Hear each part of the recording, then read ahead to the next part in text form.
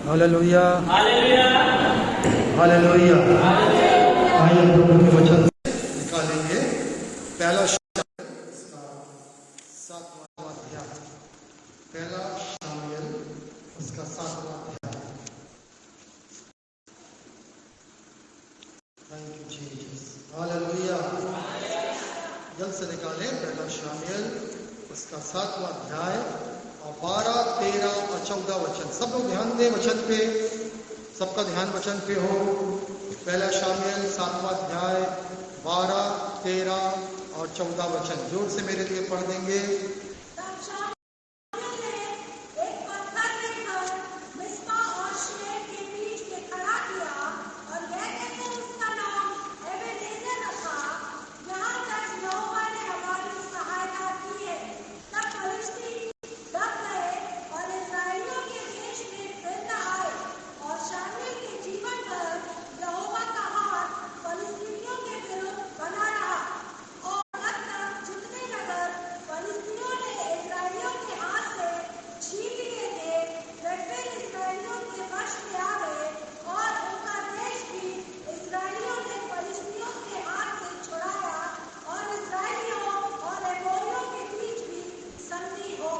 आइए अपने आंखों को बंद करें, ये वचन हमसे बातचीत करें।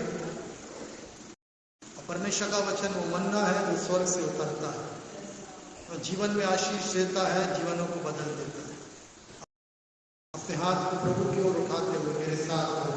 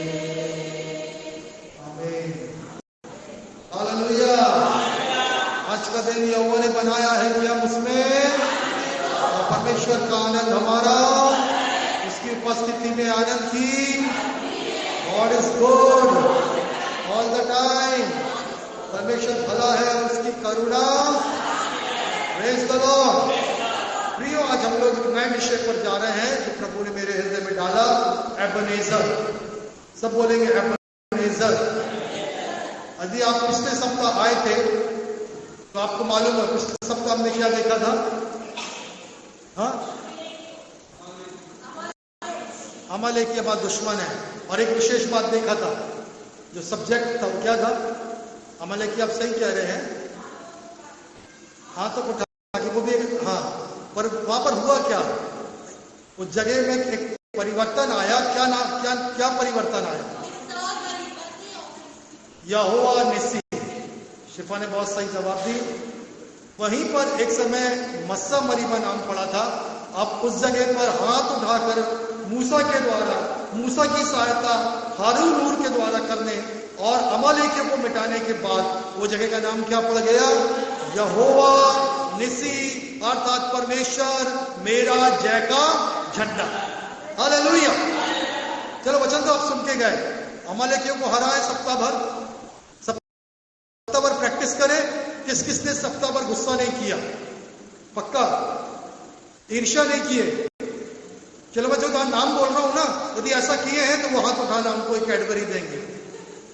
गुस्सा नहीं करे, ईर्ष्या नहीं करे, व्यभिचार नहीं आया, कामुकता नहीं आई, ठीक है ना, और भी झगड़े उत्पन्न नहीं हुए, शरीर के काम प्रबल नहीं हुए। ऐसे कौन है बताओ? चलो नीता सिस्टर को आज कैडबरी मेरे तरफ से। हालेलुया। पर हरे को कोशिश करना है। अमालेकी आपके पीछे पड़ा है। हालेलुया। और वो शरीर में होके काम करता है, पर जब आपके हाथ उठे रहते हैं, अर्थात प्रार्थना पे तीव्रता बनी रहती है, तो लालच पे, ईर्ष्या पे, व्यभिचार पे, कामुकता पे, गुस्से पे, मूर्ति पूजा पे, जादू टोने पे आप जय पाते हैं। चलो बताइए चर्च का समय क्या था? और कितने बजे आए आप लोग? 11 नहीं, 11:30 बज रहा है, 11:35 हो रहा है। मैं तो सोचा लगता है अभी भी दिवाली का असर मसीहों के अंदर से खत्म नहीं हुआ है, क्योंकि नया नया जब मैं बरेला में चर्च चालू किया तो बड़ा मुश्किल होता था। लिखना है, उतना है, नल नहीं आया, ये है, मनाते नहीं है हम लोग, पर ये सब जरूर करते हैं। और बड़ी मुश्किल से वो सब बंधन को तोड़ना पड़ा, इसलिए अब आजाद होकर आराधना में आते हैं। लिखना, पोतना, सजाना, सब कुछ बंद हो गया है। पर अभी भी मेरे को थोड़ा सा असर दिख रहा था यहाँ पर, पता नहीं क्यों देरी कर रहे थे। जैस्मिन की मम्मी के अलावा कोई नहीं आया था टाइम पे। कुछ असर है कि बाकी पुराना असर खत्म करना है ना। ट्रेन हमारे रुकती नहीं, इसलिए हम ट्रेन पकड़ने के लिए 10:15 के पहले 10 बजे पहुंचते हैं। तो परमेश्वर तो आपका इंतजार करता रहता, चलेगा 10:15 के पहले, 10:15 के बाद 11 भी आओ, 12 भी आओ, क्योंकि वो तो परमेश्वर है, ऐसा नहीं चलेगा। हालेलुया। कोई मजबूरी आ गई, बात अलग है रास्ते में, परंतु हमें तैयार रहना है। हालेलुया। कहीं औरों से बढ़कर परमेश्वर को आदर देना है। Praise the Lord. चलिए, पहला जो सब्जेक्ट हमने देखा, एक वेदी बनी थी यहोवा निसी की। हालेलुया। वेदी, जब सब ध्यान देंगे, बिल्कुल वचन के समय मैं चाहता हूं बिल्कुल बात नहीं यहाँ वहां नहीं जाना। कुछ स्वाभाविक क्रियाएं होती हैं, ठीक है ना, प्यास लगती है, बाथरूम आती है, उसको भी होल्ड करके रखना 30 मिनट ना, मैं ये चाहता हूं। हालेलुया। अरे जोर से बोलो हालेलुया। Praise the Lord. ठीक है ना, परमेश्वर को आदर देना है हमको, परमेश्वर क्या कह रहा है सुनना है। वेदी बनाना बहुत जरूरी है। वेदी का मतलब होता है समर्पण, ठीक है ना। अब्राहम जहां गया, जिस नए जगह पे गया, उसने क्या किया? सबसे पहले वेदी बनाया। और जब इन लोग जीत गए मूसा के हाथ उठाकर और हारून हूर की सहायता करने के द्वारा, जब उस जगह पे जीत गए, वहां पर मूसा ने क्या किया? वेदी बनाया। और वहां पर क्या नाम रखा उस जगह का? यहोवा निसी। वेदी मतलब अब ये जगह समर्पित है किसके लिए? परमेश्वर के। हालेलुया। यहां पर आज हम वचन देखने जा रहे हैं, एबनेजर। इसका मतलब ये जगह अब से, आज से, हमेशा के लिए किसके लिए है? परमेश्वर के लिए समर्पित है। मैं आपको ये वचन बताने के बाद एक प्रश्न करूंगा, आप तैयार रहना उसका जवाब देने के लिए। क्या लिखा है? फिर से 11 और 12 पढ़ो।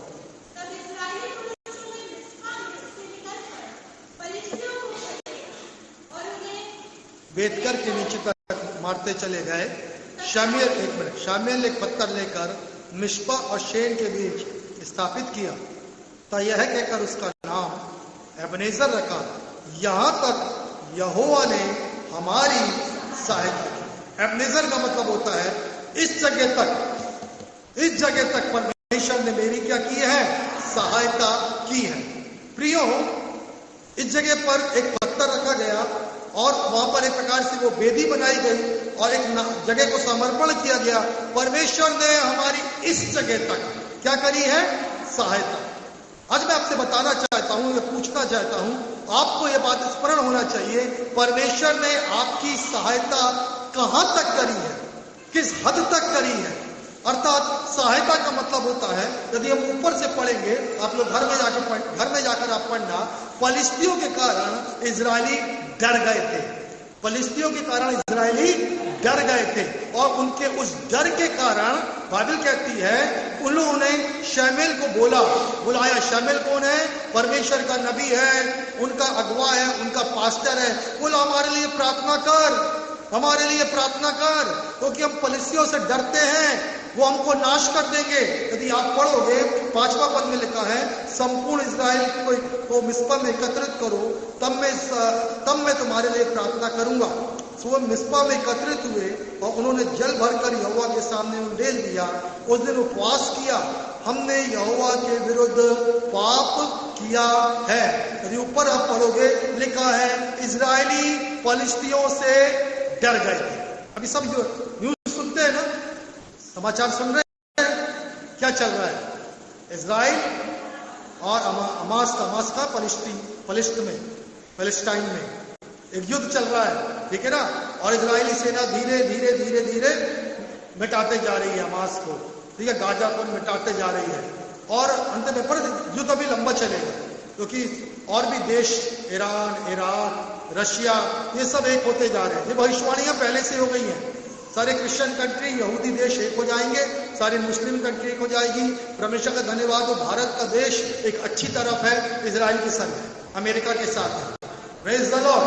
क्योंकि हमेशा हमको इजराइल को आशीष देना है और यरूशलेम में शांति बोलना है। और एक रिकॉर्ड है, इजराइल को आज तक कोई लड़ाई में कोई हरा नहीं पाया है, क्योंकि वो छोटा सा देश किसका देश है?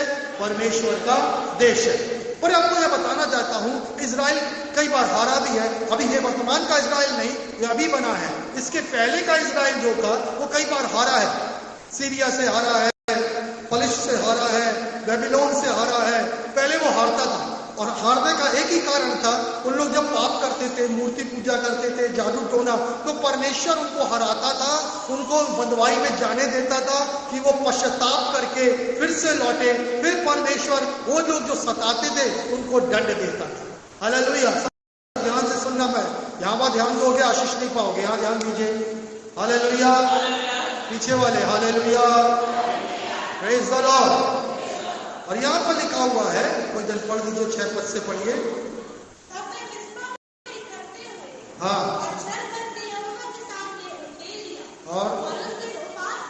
और देखिए, एक समय है जब शमूएल ने कहा कि एक काम करो, तुम मेरे पास कहां पर आओ? मिस्पा में आओ। सब बोलो, कहां पर आओ? मिस्पा में। मिस्पा रेगिस्तान पलिश्त में है, और शेन देश भी वही है। और इन दोनों जगहों के बीच में एक नई जगह बनी, इसका नाम क्या पड़ा? एबनेजर। और लोगों को बुलाया, और वहां पर दो काम हुए, बड़े ध्यान से। वचन में लिखा है, जल भर के उंडेल दिया और उपवास किया। सब बोलो, जल भर के उंडेल दिया, उपवास किया। अब परमेश्वर क्या चाहता है आप और मेरे लिए? प्रार्थना का एक मतलब समझिए। पिछले बार मैंने आपको प्रार्थना के विषय में बताया, हृदय को उठाकर, जैसे ही कि मूसा ने सुना और तुरंत पहाड़ की चोटी में चढ़ गया, हाथों को उठाया लाठी लेकर, और उस प्रार्थना से अमालेकियों पर जय पाते गए। आज यहां पर देखते हैं एक और तरीका, हृदय को क्या कर देना? परमेश्वर के सामने उंडेल देना। हालेलुया। उपवास करना। Praise the Lord. हृदय को परमेश्वर के सामने उंडेल देना और क्या करना? उपवास करना। एक तरीका जानिए, जब हन्ना को उसकी पनिन्ना, उसकी सौतन चढ़ाया करती थी, हन्ना क्या करी? एक दिन प्रभु के भवन में आई, साल में एक बार आते थे, और उसने अपने हृदय को परमेश्वर के सामने क्या कर दिया? उंडेल दिया। शब्द नहीं दिखाई सुनाई देते थे, पर चेहरा देख के मालूम चल गया ये औरत बहुत दुखियारी है। और यहाँ पर वो अपने आप को उंडेल रही थी परमेश्वर के सामने। हालेलुया। और विशेषकर यहाँ पर दूसरी बात हम देखते हैं, उपवास। उपवास की सामर्थ्य को हमको समझना बहुत ही जरूरी है। और यहाँ पर शमूएल के साथ इजरायलियों ने उपवास प्रार्थना किया। उपवास ही नहीं, आज मैं उपवास हूं। हाँ, आज मैं खाना नहीं खा रहा हूँ, अब मैं खाना नहीं खा रहा हूँ, फिर यहाँ घूम रहा हूँ, वहां घूम रहा हूँ, यहाँ बैठ के बात कर रहा हूँ, ठीक है ना, मेरा समय यहाँ वहां गुजर रहा है, जब 4 बज गया मेरा उपवास खत्म हो रहा है। माफ करिए, ये असरदार उपवास नहीं है। बहुत से लोग यूं ही कर रहे हैं। और उपवास का मतलब होता है परमेश्वर के चरणों में बैठकर आंसू बहाना, हृदय को उंडेल देना, वचनों को आंसुओं के संग पढ़ना। हालेलुया। और ये उपवास ही कारीगर है, ये उपवास ही परिवर्तन लेकर आता है।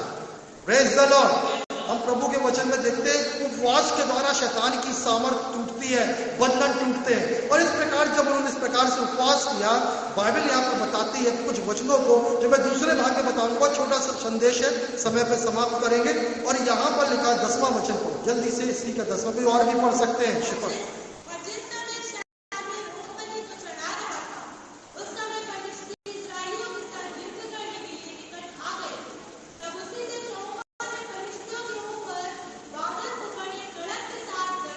एक मैं पढ़ रहा हूं।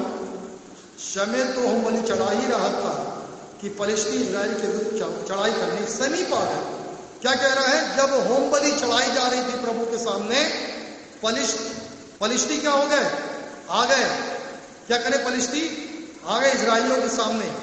तब वचन कहता है, यहोवा फलिश्तियों के विरुद्ध बड़ी गड़गड़ाहट के साथ भयंकर गर्जना की, उनको घबरा दिया, जिससे वे उनके पांव इजराइल के सामने से क्या हो गए, वो खड़ गए।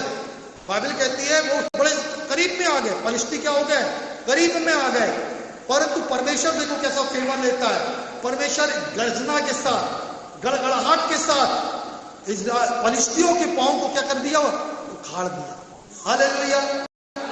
प्रियो, प्रार्थना का मतलब समझिए। आज आपकी प्रार्थना कितनी असरदार है। प्रार्थना का असर यहां पर बताता है हृदय को उंडेल कर उपवास प्रार्थना करना।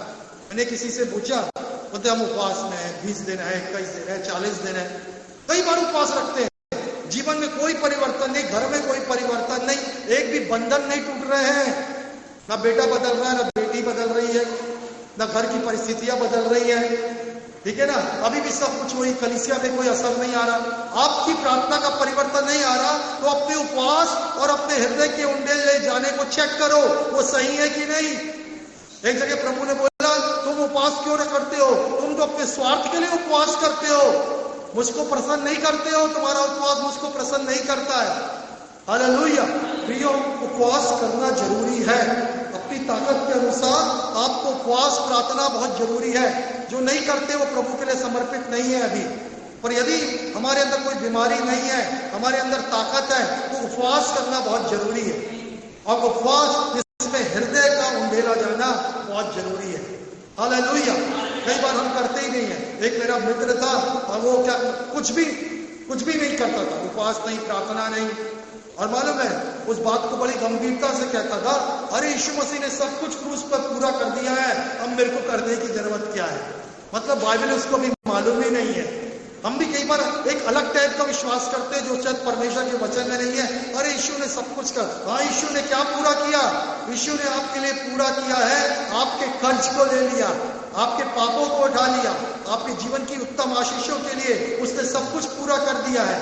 परंतु इसका यह मतलब नहीं है कि हमें प्रार्थना नहीं करना है, हमें उपवास नहीं करना है। पर बाइबल कहती है, यीशु मसीह ने कहा, अभी तो बाराती दूल्हा साथ में है, इसलिए बाराती क्या करते हैं, खाते पीते हैं, पर जब दूल्हा उठा लिया जाएगा तब वो उपवास करेंगे और प्रार्थना करेंगे और वो रोएंगे।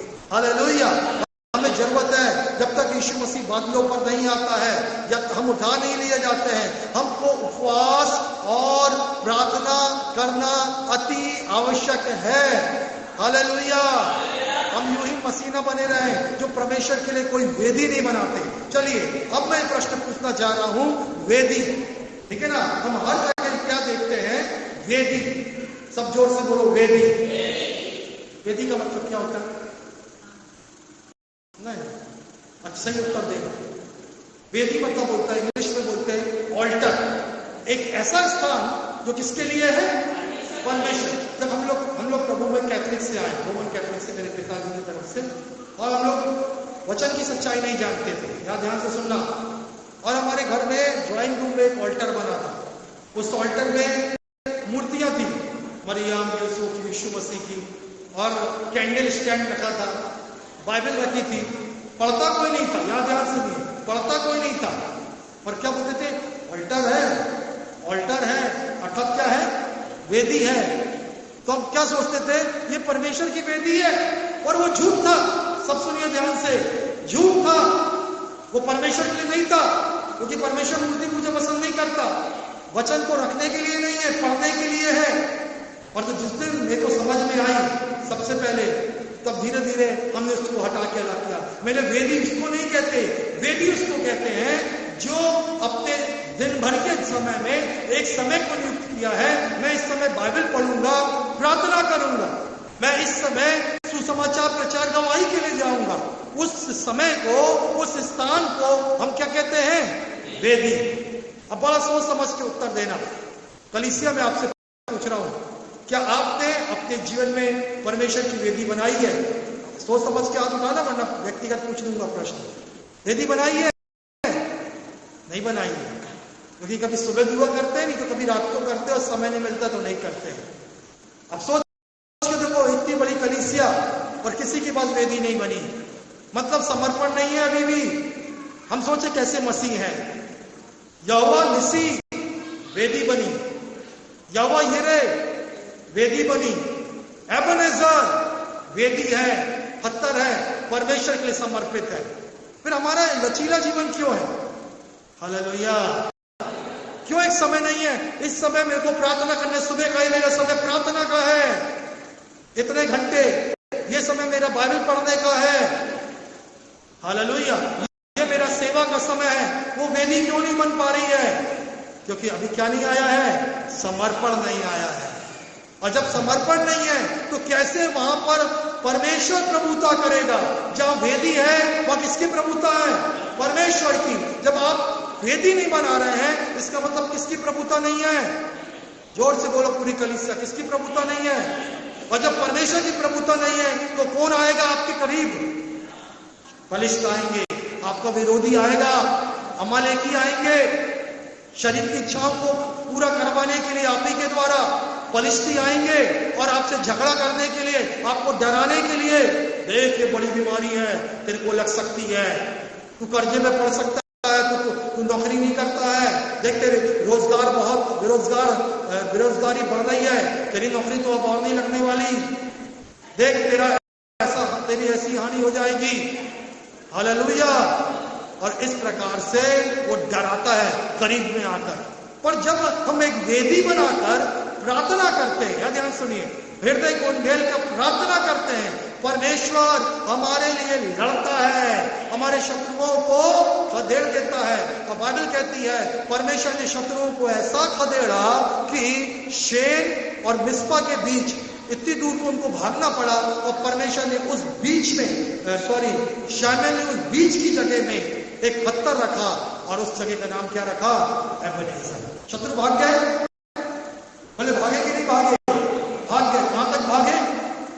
कहां तक भागे? शेन के पार चले गए। हालेलुया। अब वापस नहीं आएंगे।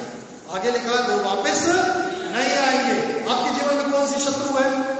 डराने वाला, नशे में डालने वाला, बेरोजगार रखने वाला, झगड़ा कराने वाला, नशे में रखने वाला, उसको ऐसा भगाना है कि वो दोबारा वापस ना आए। और आप इस चीज को कहो, परमेश्वर ने यहां तक हमारी, मेरे साथ कुछ पास्टर है, सुनो बड़े ध्यान से। उन लोग आज से 20-25 साल, मैं बहुत यंग था तब वो प्रभु में आए, उन दोनों का मैंने बपतिस्मा कराया, अभी पास्टर है लोग। और उनके जीवन में मैंने एबेनेजर को देखा। एबेनेजर कैसे देखा? उन लोग नशा करते थे, तंबाकू खाते थे, क्या बोलते हैं उसको, ऐसा रख के पीते हैं, गांजा पीते थे, शराब पीते थे। पर मेरे से जब मुलाकात हुई, प्रभु में आए, बपतिस्मा करवाया, वो उस समय उनका क्या बन गया? एबेनेजर। क्या बन गया? एबेनेजर। मैं अपनी आंखों से 25 साल से उनको देख रहा हूं, दोबारा उस जगह पर कभी लौट कर नहीं, वो चीजें कभी लौट कर उनके जीवन में नहीं आई। हालेलुया। मैंने अपने खुद व्यक्तिगत जीवन में देखा, कुछ मेरे अंदर पाप थे, कुछ अभिलाषाएं थी, इसके लिए मैंने प्रार्थना किया, प्रभु ये मेरे को पसंद नहीं आता, मैं तेरा दास हूं, मैं विश्वासी हूं, और ये पाप मेरे से क्यों होता है? मैंने उन डेल में प्रार्थना किया और धन्यवाद, वो परमेश्वर ने मुझको विजय दिया, मेरे जीवन में एबेनेजर आया। और मैं कहता हूं वो शत्रु अब जीवन भर मेरे कभी लौट कर नहीं आएगा, वो अभिलाषा मेरे जीवन में नहीं होगी, वो गलती में वो पाप अब मुझसे नहीं होगा, क्योंकि परमेश्वर का हाथ आया है और उस शत्रुओं को क्या कर दिया है? बड़ी घटना के साथ खदेड़ दिया है। हालेलुया। आप चाहते आपके शत्रु को परमेश्वर खदेड़ दे? अपने एक आदत, एक वेदी बनाइए, हृदय को लेकर प्रार्थना करना आरंभ करिए, परमेश्वर बड़ी गर्जना के संग आपके शत्रु को खदेड़ेगा। बार बार बीमार पड़ते हैं, बीमार नहीं पड़ोगे, गारंटी है, क्योंकि एबेनेजर आ जाएगा। बार बार कर्जे में पड़ते हो, कर्ज नहीं होगा। हालेलुया। बार बार कोई और समस्याएं हैं, नहीं होगा, क्योंकि प्रभु का वचन हमें क्या सिखा रहा है। चलिए अब मैं दूसरे विषय पे जाऊंगा, बहुत इंपॉर्टेंट है। 5-6 वचन आपको पढ़ा रहा हूं। यहां पर लिखा है यहां तक यहोवा ने हमारी सहायता की। 13-14 पढ़ो, कोई और पढ़ना शिफा के अलावा जल्दी, सबको बाइबल पढ़ना सीखना है जोर से। 7 का पहला शामुएल 7 अध्याय 13 पढ़। एक मिनट सिस्टर एक मिनट, क्या बोल रहे ब्रदर? पहला शामुएल 7 अध्याय उसका हम लोग 12 से लेकर 14 पद तक देख रहे हैं। आवाज नहीं आ रही है पीछे, चलिए हाँ पढ़िए 13। हाँ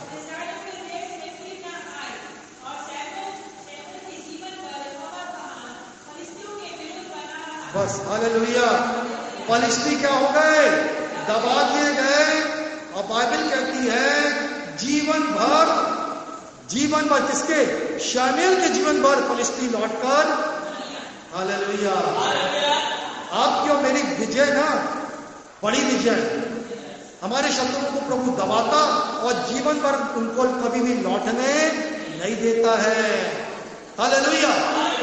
मेरे पीछे बोलो, जब मैं परमेश्वर के लिए वेदी बनाऊंगा, अपने आप को समर्पण करूंगा, मेरा शत्रु दबा दिया जाएगा और कभी लौटकर मेरे जीवन भर नहीं आने पाएगा, हालेलुया।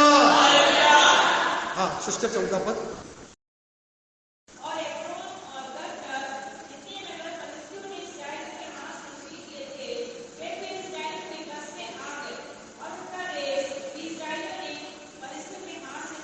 बस वो देश इस्राएल को पुनः प्राप्त हो गए और इस्राएल जो वचन में, परमेश्वर के वचन में इस्राएलियों से छुड़ा लिया। जो शत्रु ने छीन लिया था, ध्यान दीजिए, परमेश्वर ने दोबारा। अब परिस्थिति क्या छीन रहा था? ध्यान दो, उनकी खुशी, उनकी शांति, उनकी आशीष छीन रहा था। बेचारे डरे डरे जीते थे। आपका सुख चैन, आपका आनंद, आपकी शांति जो परिस्थिति छीनना चाहता है, अब जब परमेश्वर उनको दबाएगा तो वो क्या हो जाएगा? अब वो इस जो छीन लिया गया है, सुख शांति, हालेलुया, सुख चैन, आनंद, आर्थिक आशीष, आत्मिक आशीष, अब वो आपके अधिकार में रहेगी। अब शैतान उसको छीनने की कोशिश नहीं करेगा। Praise the Lord. समर्पण की मतलब समझिए। आज मेरे को बड़ा दुख है कि किसी ने भी हाथ नहीं उठाया। और यदि समर्पित जीवन रहेगा ना, जो बहुत कुछ शैतान छीन लेता है घरों में। आप प्रभु में, पर आपके बेटे के द्वारा, आपकी बेटी के द्वारा ना, आपके पति के द्वारा कुछ कुछ शैतान अधिकार रखा हुआ। वो खुशियां घर में नहीं दिखाई देती, वो आशीषें नहीं दिखती। इतना पैसा आता है, कहां जाता है? जो चाहते हैं वो घर में कर नहीं पाते। कहां गया पैसा? छीन लिया शैतान ने। बहुत से कारण है इसके, ठीक है। पर अब देखो अंतिम बात जो देखते जा रहे हैं, यहोवा ने हमारी सहायता की। अब विशेष बात एबनेजर का मतलब है, सुने ध्यान से, यहां तक इसमें दाऊद भजन संहिता 103 में क्या कहता है? तो बाइबल बिना खोले बताओ। भजन संहिता 103 में दाऊद क्या कहता है? हे मेरे मन, यहोवा को धन्य कहे, उसके किसी उपकार को ना भूल। मतलब वो कहता है, मैं पीछे पलट कर देखता हूं प्रभु ने मेरे लिए क्या किया है, और मैं अपने मन से कहता हूं परमेश्वर का क्या कर, धन्यवाद। अब देखो, यदि आपकी दूसरा जो बात है, पहली बात तो पलिश्ती क्या करता है, तो पलिश्ती के संग जब हम वेदी बनाएंगे तो पलिश्तियों को परमेश्वर कैसा दबाएगा। परंतु मैं उनके लिए कह रहा हूं जिनके जीवन में एबनेजर आ गया है, या एबनेजर है, या मैं कहता हूं सबके जीवन में एबनेजर है, क्योंकि आप कलीसिया में बैठे हैं पर आपने पहचाना नहीं है। अब एबनेजर क्या है? आपका भूतकाल, आपका वर्तमान काल, आपका भविष्य काल को स्मरण कर कर परमेश्वर की स्तुति करते रहना। जैसे दाऊद कह रहा है, मेरे मन यहोवा को धन्य कहे, उसके किसी उपकार को ना भूल। वो कहता है, मैं भूतकाल को बातों को याद करके वर्तमान में जो प्रभु ने किया है और भविष्य में जो करेगा, उसके लिए मैं परमेश्वर की स्तुति और आराधना करता हूं। हालेलुया। थोड़े से वचन पढ़ेंगे बस। भजन संहिता 71 का 71:6, साम 71:6, भजन 71 का 6वां वचन। क्या कहना है? जल्दी खोलो, टाइम मतलब है।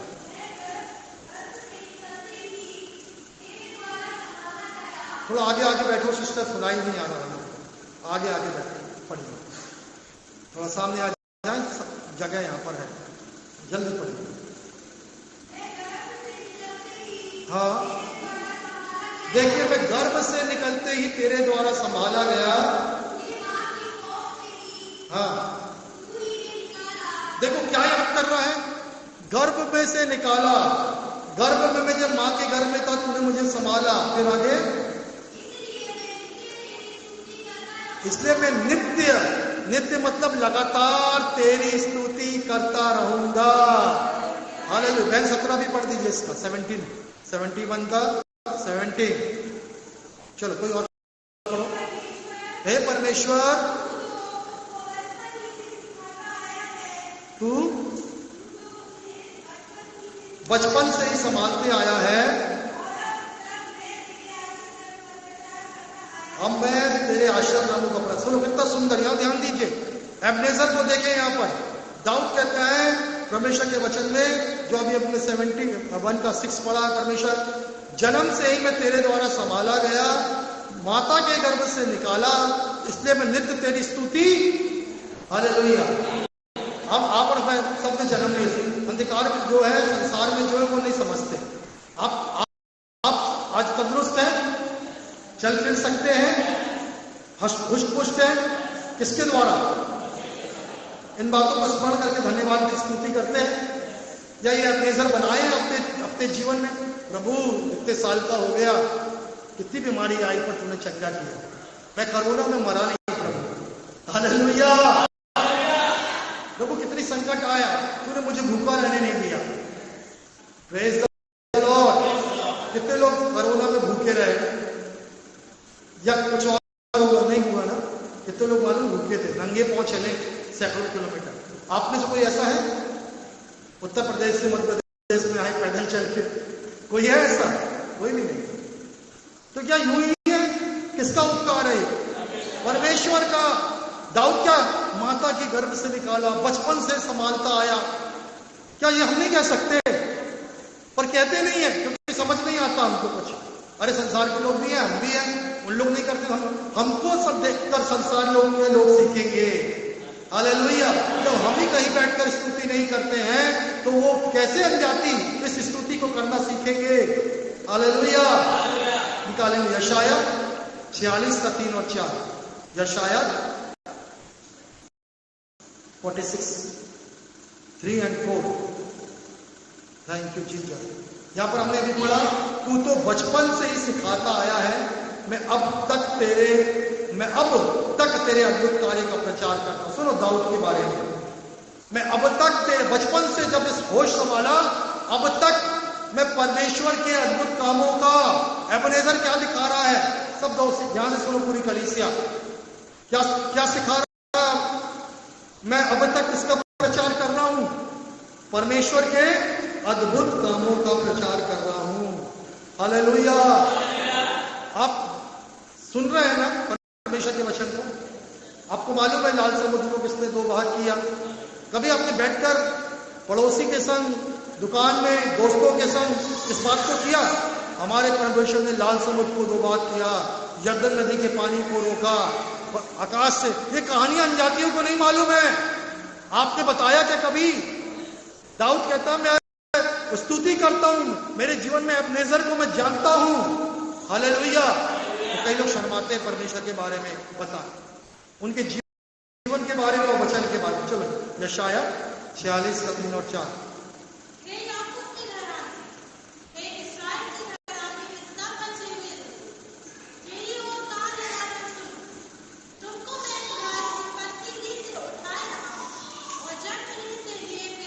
बस 1 मिनट। प्रभु का वचन कह रहा है, इस्राएल के घराने, बच्चे लोगों मेरी सुनो, मैं तुम्हें गर्भ से उठाए और जन्म से लिए फिर बुढ़ापे में भी तुम्हारे लिए वैसा ही बना रहूंगा। तुम्हारे बाल पकने के समय तक तुम्हें उठाए रहूंगा।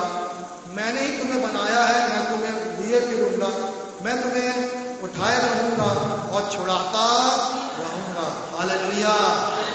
Praise the Lord. बोलिए मेरे पीछे, बोलिए धन्यवाद यीशु, गर्भ से लेकर अब तक तूने मुझे संभाला, बाल पकने तक तू मुझे उठाए रहेगा, मुझे छुड़ाता रहेगा और तू मेरे संग रहेगा। हालेलुया।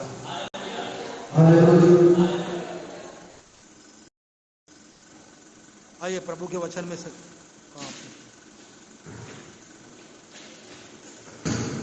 आइए प्रभु के रहने दो। प्रभु के वचन में से 26 का 22।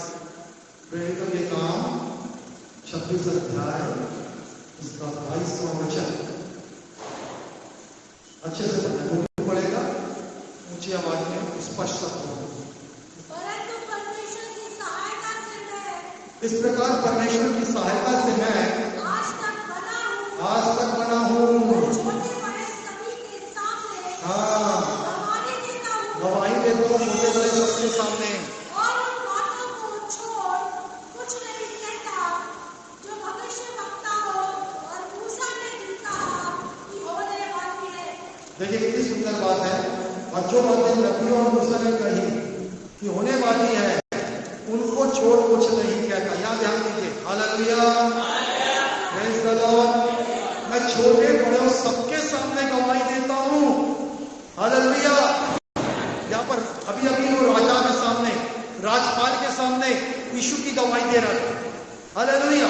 वो कहता मैं बड़े लोगों के सामने भी और छोटे लोगों के सामने भी प्रभु की क्या देता हूँ, गवाही देता हूँ।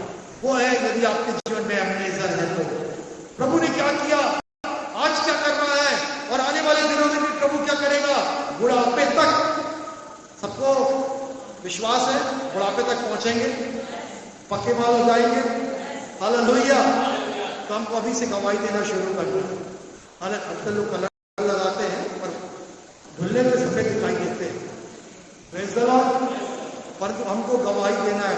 भूतकाल में क्या हुआ, वर्तमान में क्या कर रहा है, बुढ़ापा और भविष्य में प्रभु क्या करेगा। हालेलुया। संदेश सुन के नहीं जाना है।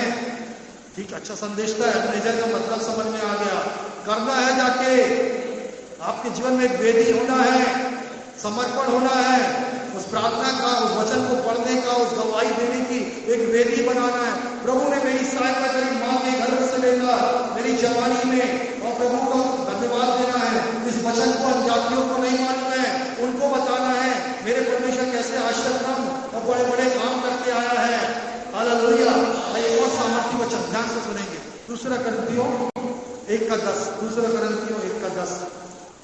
उसी ने हमें मृत्यु के ऐसे बड़े संकट से बचाया और बचाएगा, और उस पर हमारी ये आशा है कि वह आगे भी बचाता रहेगा। मैं पढ़ूंगा आपके लिए दूसरा करंथियों 1:10। उसी ने हमको मृत्यु के इतने भारी संकट से बचाया, भविष्य में भी अवश्य बचाएगा। उसी पर हमने आशा रखी है, वही हमें आगे भी बचाता। Hallelujah, praise the Lord. मेरे पीछे बोलेंगे, परमेश्वर ने मुझे बीते दिनों में मृत्यु से, संकट से, परेशानियों से बचाया है, बचाता है और बचाता रहेगा। इसका मतलब कौन है हमारे जीवन में? एबनेजर। हालेलुया। एबनेजर नाम मत रखना केवल बच्चों का, पर मतलब भी समझना। हालेलुया। मेरे परमेश्वर का नाम क्या है? एबनेजर। मेरे परमेश्वर का नाम यहोवा निसी है, जिरह का झंडा है। यहोवा यिरे है, वो बाहर निकालता है। यहोवा शालोम है, शांति देता है। यहोवा रहा है, वो मेरा चरवाहा है। हालेलुया। यहोवा सिद्दीक़ है, मेरी धार्मिकता है। Praise the Lord. मैं परमेश्वर को जानता हूँ। Praise the Lord. मेरे जीवन में एबनेजर है, क्योंकि मैं एक वेदी बनाया हूँ और मेरा जीवन समर्पित है। मैं उसके सम्मुख हर दिन नियम के अनुसार वचन पढ़ते हुए, प्रार्थना करते हुए, गवाही देते हुए बना रहूंगा। और उसने पहले भी बचाया, अभी भी बचाता है और आगे भी बचाता रहेगा। हालेलुया। अब मैं नित्य उसकी स्तुति करता रहूंगा। परमेश्वर क्या कहना चाह रहा है, मैं यहाँ समाप्त करूंगा। वो हमेशा चाहता है बीते पिछले दिनों के लिए, वर्तमान के लिए और आने वाले भविष्य के लिए हम उसकी नित्य क्या करते रहे? स्तुति करते हैं। इसका एक फायदा बताना चाहता हूं। शमूएल के जीवन भर पलिश्ती लौट के नहीं आए, दबे रहे। निरंतर आपकी बीते दिनों के लिए, वर्तमान समय के लिए, आने भविष्य के लिए विश्वास से आप स्तुति करते रहोगे। आपका विरोधी दूर खड़ा हुआ देखता रहेगा। हालेलुया। ऐसे गंजा सा हो जाता रहता है, क्या करूं, कुछ समझ में नहीं आता, वैसे ही आपके जीवन में वो शैतान सिर्फ देखता रहेगा और आपको बिगाड़ने कुछ भी ना पाएगा। यदि आपने वेदी बनाई है और एबेनेजर को जानते हो तो आपके मुख से हमेशा वह भूतकाल, वर्तमान काल और भविष्य के प्रति क्या बना रहेगा? स्तुति बना रहेगा। दुष्ट को मतलब मौका कब मिलता है? जब हम निराशा की बातें करते हैं, जब हम चिंता की बात करते हैं, तनाव की बात करते हैं, तब दुष्ट को मौका मिलता है। मालूम शैतान कहां वार करता है? मन में। परमेश्वर भी कहां बात करता है? मन में। अब शैतान की बातों को वही खंडित करना है, और कई लोग उसी बात को सोचते, वैसे ही बोलते, वैसे ही काम करते हैं। वो पलिश्तियों की बातों में आ जाते हैं, प्रहार में आ जाते हैं, और जो परमेश्वर की बात को समझता है वो उसी पर विचार करता और उसी बातों को बोलता है। जैसे कि पौलुस कहता है, उसने बीते दिनों मुझको बचाया मृत्यु से, अभी भी बचाता है, भविष्य में भी बचाता रहेगा। ये पवित्र आत्मा की आवाज को सुना जो उसके मन में आई और वैसे ही बोल रहा है। Praise the Lord, hallelujah. आइए आंखों को बंद करें। वो हमारा परमेश्वर, बोले धन्यवाद यीशु, तू मेरा एबेनेजर परमेश्वर, तू मुझ पर अपनी नजर को बनाए रखता है, इसलिए मैं तेरी स्तुति करूंगा। तेरी नजर मुझ पर है। एबेनेजर का अर्थ तेरी उसकी स्तुति करना। एबेनेजर का मतलब मुझे भूतकाल, वर्तमान काल और भविष्य में मेरी चिंता करते रहना, अपनी नजर को मुझ पर बनाए रखना। हालेलुया। एबेनेजर, ओ एबेनेजर परमेश्वर, तेरी स्तुति हो। धन्यवाद। मैं मिलकर तेरी स्तुति और तेरी आराधना करता हूं। और प्रभु, जितने लोग आज सुन रहे हैं, जितने इस वचन को ग्रहण किया है, वो एक वेदी बनाए प्रभु, अपने आप को समर्पित करे प्रभु, अपने आप को समर्पित करे प्रभु, अपने आप को समर्पण करे, अपने दिन में समय को समर्पण करे, एक स्थान को समर्पण करे कि परमेश्वर के नृत्य में प्रार्थना करूंगा, उसके स्तुति करूंगा, उसके वचनों को मनन करूंगा, मैं अपने जीवन में वेदी बनाऊंगा। ओ हालेलुया।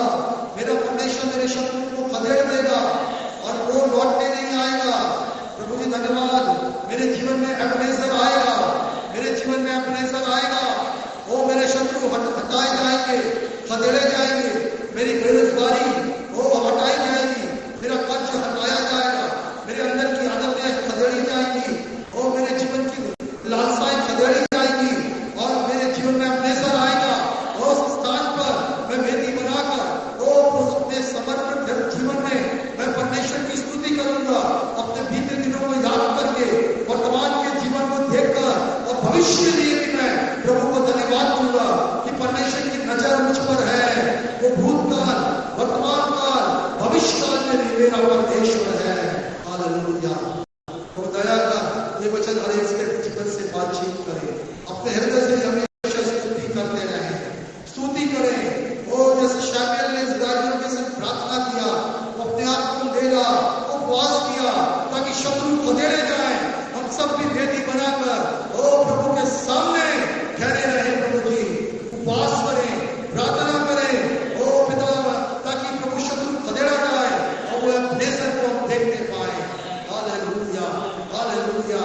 जो हम पर अपनी नजर को बनाए रखता है, हर एक को आशीष पवित्र आत्मा के जीवन में निरंतर काम करें, निरंतर काम करें।